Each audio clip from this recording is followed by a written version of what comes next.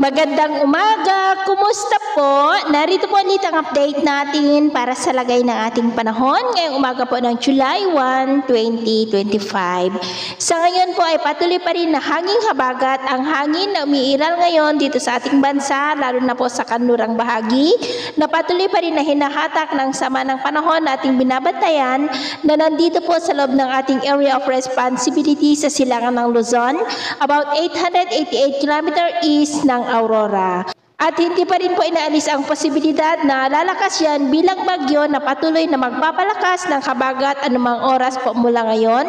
Ngunit kikilos naman po yan palayo pa northeastward na patuloy na magpapalakas ng habagat.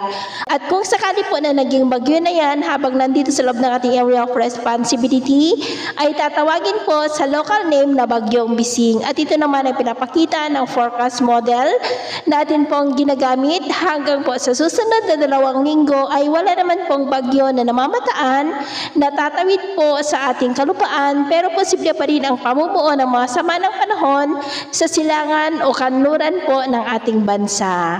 At sa lagay po ng ating panahon, ngayong madaling araw ay may mga isolated rain sa ilang bahagi ng Palawan, Marinduque, southern part ng Quezon, Bicol Region, Samar Provinces, Leyte, Bohol, southern part ng Cebu, Dumaguete, Surigao del Norte, Agusan del Sur, Misamis Provinces, Zamboanga del Norte, Zamboanga del Sur, at Lanao Provinces, maging po sa may Maguindanao at ilang bahagi ng Cotabato.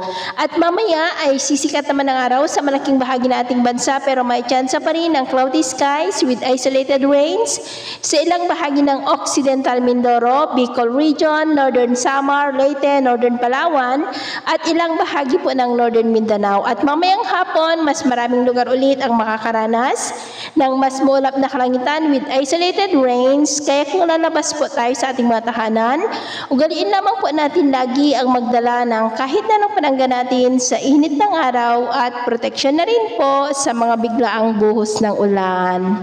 At sa atin naman po mga baybayin, wala naman na po tayong nakataas na namang gale warning signals, pero iba yung pag-iingat lamang po kung papalaot tayo para po mas makaiwas sa mga sakunang pangkaragatan. So ito po ang latest update natin sa araw na ito. Ako po muli si James na nagsasabing sa kahit anong pagsubok po na darating sa ating buhay, huwag na huwag po tayong mawawalan ng pag-asa. Thank you and God bless.